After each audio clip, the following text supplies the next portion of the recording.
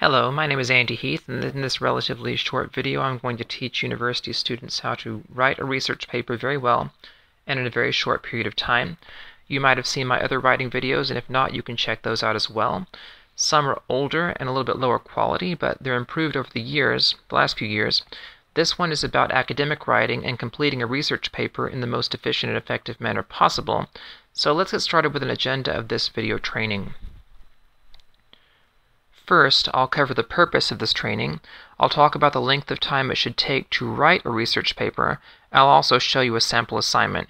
Yours will be different, of course, but it's just something to give you an idea.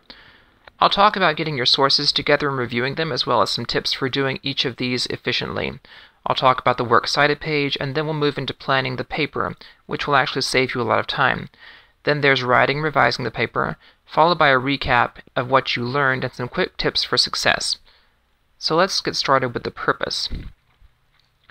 I'm not going to teach you to write a masterpiece. I'll teach you to write a paper that will meet the requirements of your assignment so that you can get an A on your paper and take out all the unnecessary fluff out of the writing process. It should be efficient and logical. Writing a paper should be a quick process and not something to agonize over for weeks on end. This is a far superior method to what students generally use, so please pay attention, take a few notes if you like, and you'll find this is really not hard. Question comes up, how long should it take to write a paper? I'd say part of a day if you've done it before. It may go into 2 or 3 days if this is your first time writing a research paper, and it's okay. The more papers you write using this method, the easier they'll become. You'll say, oh yeah, I've done that before, and then you'll spit the paper out without much fuss or worry at all. It's just something to think about, the length of time. You don't want to spend a lot of time doing this, you just want to go ahead and get it done. And that's the mistake a lot of students use. They think it's not a good paper unless they just sit and agonize over it, and that's not true. You can get a paper done very quickly. So let's talk about a sample assignment. Yours will be different, but generally an instructor assigning a research paper will give you a written list of instructions, and that will have at least all of this information on it, sometimes a little bit more. Just follow the instructions your professor gives, and here's a sample. Keep in mind, I know nothing about the Civil War. This is just something I came up with really quickly, just as an example to help you walk through the process of writing a research paper. So let's say you're in a history class, and the instructor tells you to write a research paper, and it has to be 8 to 10 pages. It's about the causes of the Civil War. You'll be expected to cite 10 sources, and just like every other research paper in the world, you'll have to do a works cited page, and that's not part of the 8 to 10 page requirement. You'll have to cite each source at least once, and you'll use MLA format, and you need to use 4 direct quotes from your sources. If any of that I just said is confusing, you might need to refresh some of your old English comp work, but if you've taken English comp, you should be familiar with most of this. You know, how to cite using endnotes, what MLA means, etc. This should not be new material to you. If it's new to you, go ahead and talk to an English professor or another student that knows more about it. I'm not teaching you specifically how to write the mechanics of writing a research paper. I'm just telling you the process to go about writing it. But that's just kind of a general, basic example of an assignment that you might receive in a university class. So let's start with the first step, which is gathering your sources. They don't have to be the world's greatest sources or even specifically relevant to your topic. You can pick some things about the causes of the Civil War that you find, but you may run out. There may not be that many sources at your library depending on the quality of your library, how big it is. But you can also get some general sources on the Civil War and plan to use them somehow. You don't have to sweat this step too much. Just collect the sources. So what I'd say is just go to the library, sit down at a computer, and either write or print the location of each of your sources. Just go grab them, make copies, check them out at the circulation desk, etc. Don't spend a lot of time on this, and don't worry about it. If you need 10 sources to quote, then just go get them.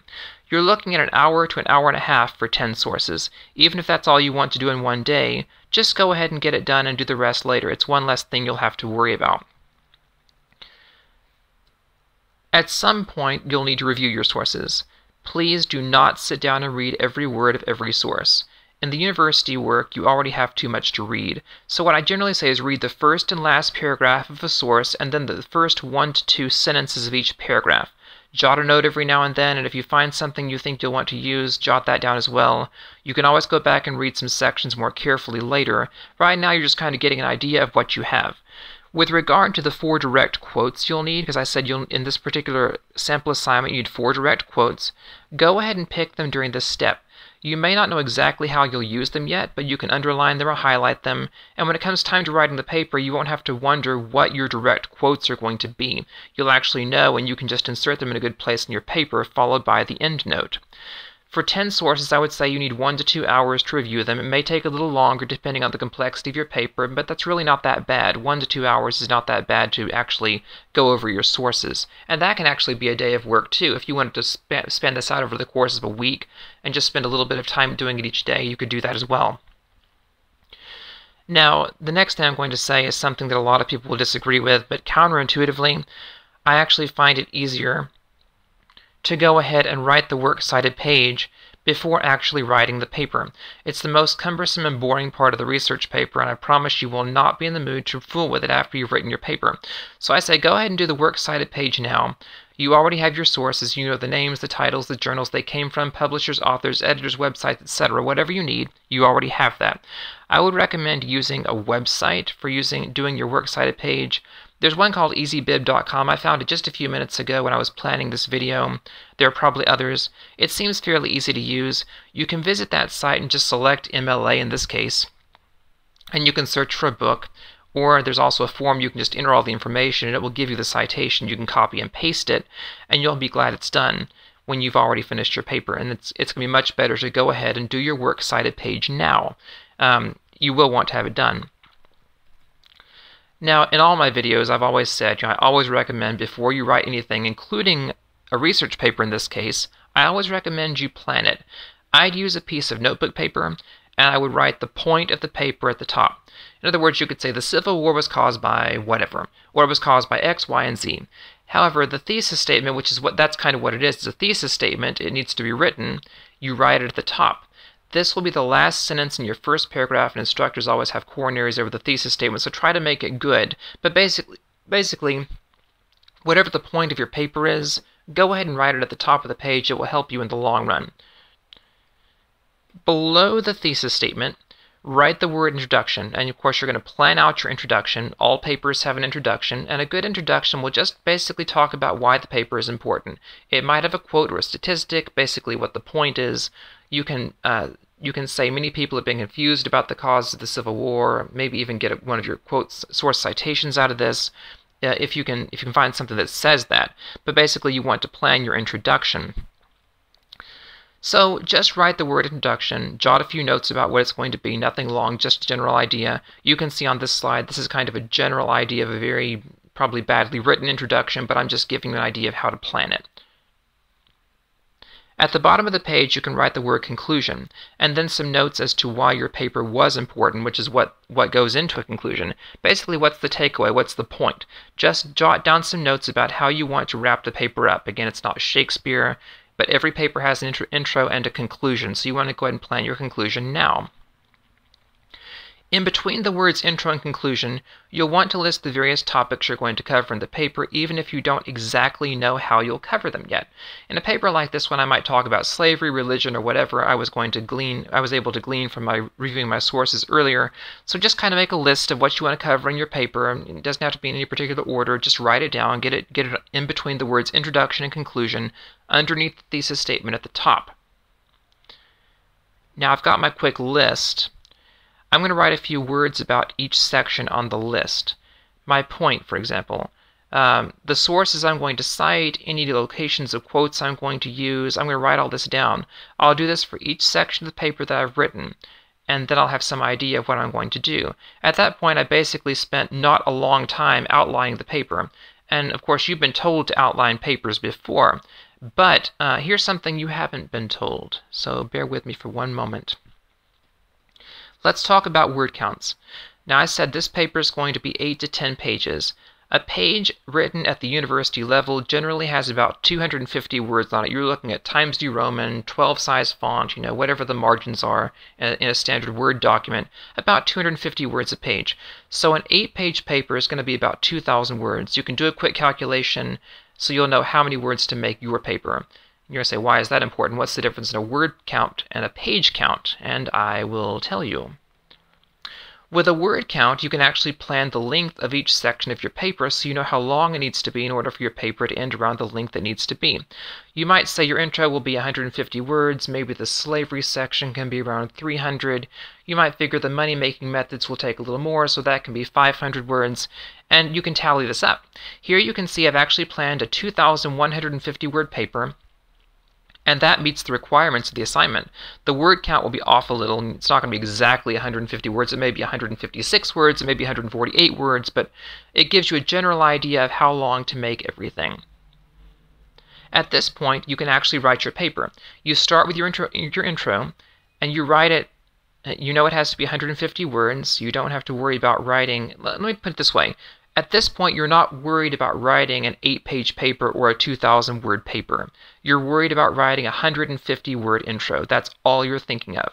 You've already taken your notes on what's going to be in it, what sources you're going to use, quotes, etc., and it's going to be a piece of cake just to write a 150-word introduction. That's all you're thinking about. And basically, you're going to take each section individually.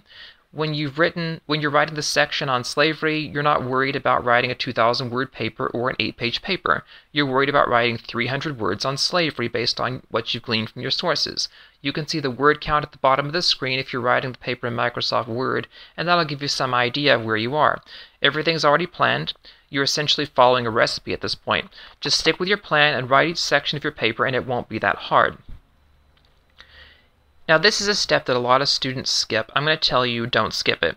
You don't have to spend a lot of time on this, but please go back and just read your paper one time. You'll be amazed at the stuff you missed while you were typing. Maybe you left the word of out of somewhere, or maybe you put the word the twice. Do a little cleanup and your instructor will appreciate the effort. Don't fret over your paper too much. It's not going to be the next great work of literature. Just follow the instructions and get it and hand it in. Get an A and B done with it. It's not something to really worry about. Let's do a recap. Do just one thing at a time. Start by gathering your sources, then review them in the way I told you. I mean, I've gone over all this before, but I was kind of pulling it together. Pull your quotes and decide what's going to be in your paper now. Don't spend too much time reading every word. Just get familiar with your sources so you know where stuff is. Jot a note down every now and then if you want. Then write your works cited page before you write the paper. EasyBib.com is a good site for that, but you may have another if you prefer. That's okay. There's no problem with that. Do your planning. Get your thesis statement written along with planning your intro, your conclusion, each section of your paper with proposed word counts. Remember, it's about 250 words a page for a college paper. Then write the paper and revise it. Hand it in and enjoy the rest of your day. It really is that simple. I'm going to conclude with a few tips for students who want to do well in college while also having a life. When it comes to research papers, do them as early in the semester as possible. Get them done before things heat up and get busy. Don't be a perfectionist. Remember that once you've written your paper using this method, it only gets easier. Of course, follow your professor's instructions, but keep in mind that many professors don't actually very carefully read every paper. Some do and some just skim. The longer your assignment, the less likely a professor is to actually read all of it very carefully, and that's just something to consider at least. Don't assume your professor's not going to really read your paper, so you want to write it as well as you can. Some will actually sit there for an hour and grade one paper. Some of them are lazier and they'll just kind of gloss over the paper, maybe read the intro and the conclusion and give you a grade. I've heard of all of that happening. But you want to assume your professor will read the paper, but basically sometimes they just don't. And finally, don't spend too much time on this. Don't spend a lot of time dreading it. Just do it. You'll be glad you got it done. At the end of the semester, you'll have plenty of work in preparing for your exams, so this is just one less thing to worry about. I hope that's helpful. This is Andy Heath signing off. Have a very nice day.